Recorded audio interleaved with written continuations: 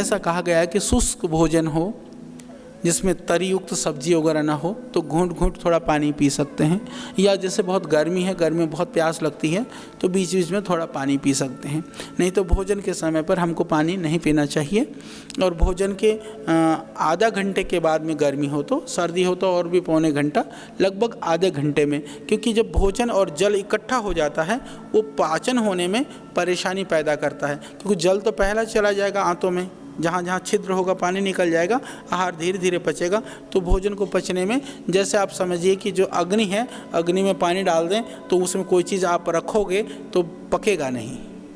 इसको बिल्कुल सिंपल भाषा में आप समझिए, बहुत सामान्य सी बात है कि जैसे हमने कोई बर्तन रसोई में पकाने के लिए हमने ऊपर रख दिया, कोई पदार्थ हमने डाला पकने के लिए और उस आग में हमने पानी डाल दिया तो पकेगा नहीं हुआ।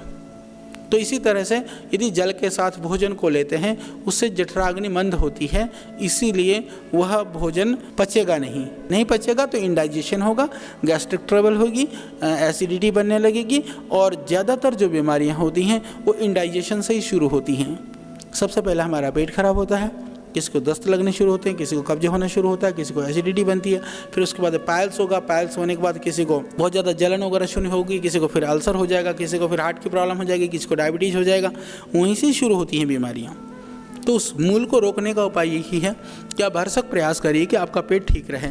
जैसे आपको बहुत कब्ज है तो आप कम आहार लीजिए, बहुत कब्ज है पपीता खा लो, फलों में अमरूद खा लो, पपीते से अच्छा पेट साफ़ हो जाता है, अमरूद से साफ़ हो जाता है।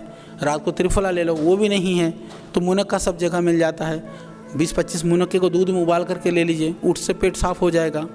तो बहुत सारी चीज़ें हैं, एक एक छोटी छोटी चीज़ों के लिए आप उनको कोई दवाई पर निर्भर रहने की ज़रूरत नहीं है, या कुछ इस तरह की चीज़ें की ज़रूरत नहीं है। हरड़ है, हरड़ को भून लीजिए, उसको पाउडर कर लीजिए, नहीं तो हरिता की चूर्ण मिलता है, पतंजलि का दिव्य चूर्ण मिलता है, त्रिफला चूर्ण मिलता है, अमल की चूर्ण मिलता है। हम इन चूर्णों को भी ले सकते हैं, इसबगोल भी ले सकते हैं। जिनको थोड़ा दस्त लग रहे हों, दही में या मट्ठे में इसबगोल लेने से दस्त बंद हो जाते हैं, सबको पता है। और दूध के साथ इसबगोल डाल करके ले लेने से जिसको कब्ज है उसमें लाभ होता है।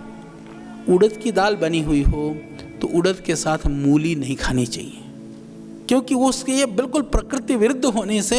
और यहाँ पर क्योंकि उड़द की दाल भी हम मूली का सलाद भी खा लेते हैं, मूली वैसे भी खा लेते हैं, तो ये एक बहुत बचने की हमको आवश्यकता है। और छाछ और केले को मिला करके नहीं लेना चाहिए। मट्ठा पी करके आप केला खा लो, केला खा करके आप मट्ठा पी लो, परंतु आप मट्ठे के साथ मिला करके, जैसे वो बनाना शेक टाइप बनाते हैं ना, ऐसा बना करके कभी नहीं लेना चाहिए। और दूध में भी नहीं लेना चाहिए इस तरह से। केला खा के दूध पी लो, केले को दूध में मिक्स कर करके मत लो, वो आयुर्वेद के हिसाब से विरुद्ध, क्योंकि वह पाचन में वह कहीं ना कहीं नुकसान करता है। तो हमारे जीवन की छोटी सी सावधानी, थोड़ी सी हमारी जागरूकता हमको बहुत सारी बीमारी से बचा सकती है। हितकारी आहार, जैसे उड़द के साथ में छाछ या खांड, शक्कर जो होता है, वो उड़द की दाल के पाचन करने में सहयोग करता है। उड़द की दाल है, भोजन है बना हुआ है, आप छाछ पी लीजिए, वो तुरंत उड़द की दाल का, क्योंकि उड़द गरिष्ठ होता है, अपने आप में पचने में भारी होता है, तो आप देखेंगे उड़द की दाल की भोजन हो, आप छाछ पी लीजिए, उड़द का तुरंत हजम हो जाएगा। जैसे चना है, यदि आप चने खा रहे हैं तो मूली साथ में, वो उसके लिए बहुत लाभकारी है, उसका गुणों को भी बढ़ा देगा। मूंग है, मूंग की दाल के साथ आंवला, और मैंने देखा मूंग की दाल में आप थोड़े से आंवला डाल दीजिए तो वैसे भी बहुत स्वादिष्ट बनता है। अरहर के साथ में जो अरहर की दाल होती है, कांजी जिसको बोलते हैं ना, वो विनेगर, अरहर के साथ में वो बहुत अच्छा है। जैसे मक्का है, मक्की के साथ अजवाइन, जैसे वो हितकारी है। मक्का जैसे मक्के की रोटी वगैरह भी खाते हैं तो जितने भी, और खिचड़ी के लिए लाभकारी माना गया है सेंधा नमक, इसलिए जब भी खिचड़ी बना लें नॉर्मल नमक की जगह सेंधा नमक डाल दीजिए। और घी के साथ यदि जैसे भोजन में घी डाला हुआ हो, ज़्यादा घी हो, उसके लिए, उसको गुणों को बढ़ाने के लिए, या घी का कोई थोड़ा स्थूलता कम करने के लिए नींबू उसके लिए लाभकारी है। घी के साथ नींबू का रस, और आम के साथ सबको पता है, पर मैं बता देता हूँ, दूध बहुत लाभकारी है।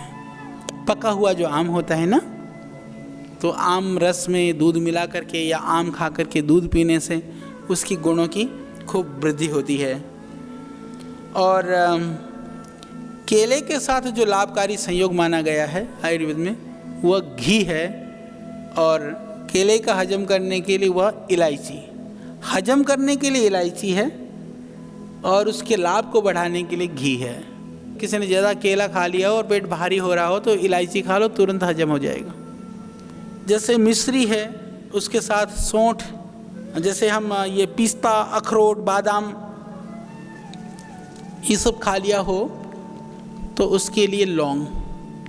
तो ये थोड़ी थोड़ी सी बातें मैंने आपको बताने का प्रयास किया। तो इस तरह की छोटी छोटी चीज़ों से हम बहुत स्वस्थ रह सकते हैं।